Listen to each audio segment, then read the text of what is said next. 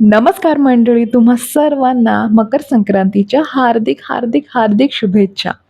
आणि संक्रांती स्पेशल मी आज तिळगुळ बनवणार आहे. सो विचार केला त्याची रेसिपी तुम्हाला शेअर करते, कारण मलाही इन फ्युचर ती लक्षात राहील. कारण हे दुसरं वर्ष आहे, म्हणजे माझी ही दुसरी संक्रांत आहे. माझं लग्न 2024ला झालं होतं आणि ही माझी दुसरी संक्रांत आहे. सो मला एवढी काही तिळगुळची रेसिपी लक्षात राहत नाही. सो मी आईला फोन करते आणि नेहमी विचारते. तर म्हटलं मलाही लक्षात राहील म्हणून मी ही रेसिपी तुम्हाला सुद्धा शेअर करते. तर आईने मला अर्धा किलो तिळगुळचं प्रमाण सांगितलेलं होतं, ते तुम्हाला मी सांगते. 200 ग्रॅम शेंगदाणे मी मस्त भाजून घेतले आणि ते साईडला थंड करण्यासाठी ठेवून घेतले. त्यानंतर तीळ घेतलेले होते अर्धा किलो, ते सुद्धा व्यवस्थित भाजले आणि साईडला काढून ठेवले. म्हणजे साधारण तीळ तडतडेपर्यंत आणि फुलेपर्यंत भाजून घेतले, ते साईडला ठेवले. 200 ग्रॅम सुकं खोबरं घेतलेलं होतं, ते 2 बॅचेसमध्ये व्यवस्थित भाजून घेतलं. थोडंसं लालसर झालं पाहिजे होतं, तसं करायचं. मस्त भाजून ते सुद्धा साईडला करून घेतलं. आणि नंतर मग शेंगदाणे थंड झालेले होते, तर त्याची सालं वगैरे व्यवस्थित काढून घेतली आणि माझ्याकडे हे इलेक्ट्रिक चॉपर आहे, सो त्याच्यावर बारीक करून घेतलं. म्हणजे एकदम पण बारीक नाही आणि एकदम पण त्याचं पीठ किंवा पावडर करायची नाही आहे, अशा कंडिशनमध्ये हवेत. सो ते व्यवस्थित केलं आणि सगळं एकत्र केलं, सगळं एकजीव करून घेतलं.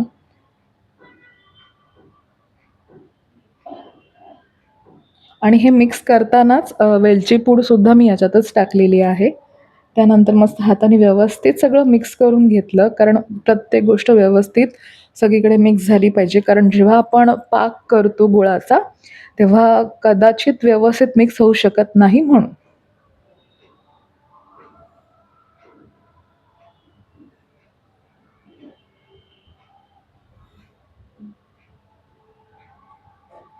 तर आईने मला सांगितलेलं होतं, की छोटासा जो कप येतो, त्याच्या गळ्याच्या खालपर्यंत पाणी घ्यायचं आहे पाक करण्यासाठी. तर इथे मी पाव किलो चिकीचा गूळ आणि पाव किलो साधा गूळ घेतलेला आहे. कारण मला एकदम कडक बनवायचे नव्हते लाडू, म्हणून मी हाफ हाफ पोर्शनमध्ये घेतलेला आहे. आणि त्याचा पाक करायला मी ठेवला. पूर्ण गूळ वितळल्यानंतर त्याला फेस येतो आणि मग व्यवस्थित ढवळायचं असतं आपल्याला.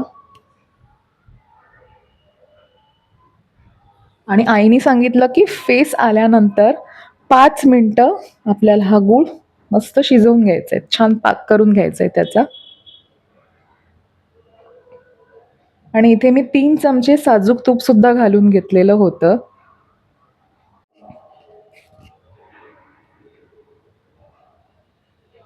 तूप छान मिक्स केलं आणि साधारण 5 मिनिटांनी आम्ही गॅस बंद केला. आधी कन्सिस्टन्सी चेक केली आणि त्याच्यानंतर हे सगळं एकत्र केलेलं सगळं मिक्सचर मी त्या पाकामध्ये घालून घेतलं आणि व्यवस्थित ढवळायचं आहे, कारण नंतर लगेच घट्ट होतं. मी गॅस इथे बंद केलेला होता, कारण जर व्यवस्थित ढवळलं गेलं नाही ना, तर खाली आपलं करपू शकतं सगळं हे मिक्सचर. सो म्हणून पहिले गॅस बंद करायचा, सगळं एकत्र मिक्स करून घ्यायचा आणि नंतर वाटलं तर तुम्ही गॅस स्लो गॅसवर करू शकता. आणि हे फटाफट मिक्स करावं लागतं, कारण पाक घट्ट व्हायला चालू होतो. आणि इथे माझा व्यवस्थित पाक सगळा मिक्स करून झाला आणि मी लगेच तिळगुळ करायला घेतले. कारण एकदा की हे सगळं थंड झालं ना, की परत गरम करावं लागतं थोडा वेळ आणि मग पुन्हा लाडू वळायला लागतात. सो खूप असं मेसअप होऊन जातं. सो आणि हे होतंच, नो डाऊट मलाही 2 वेळा करावं लागलेलं. आणि आम्ही मस्त तिघंजणं बसलेलो लाडू वळायला. फटाफट होतात हे लाडू.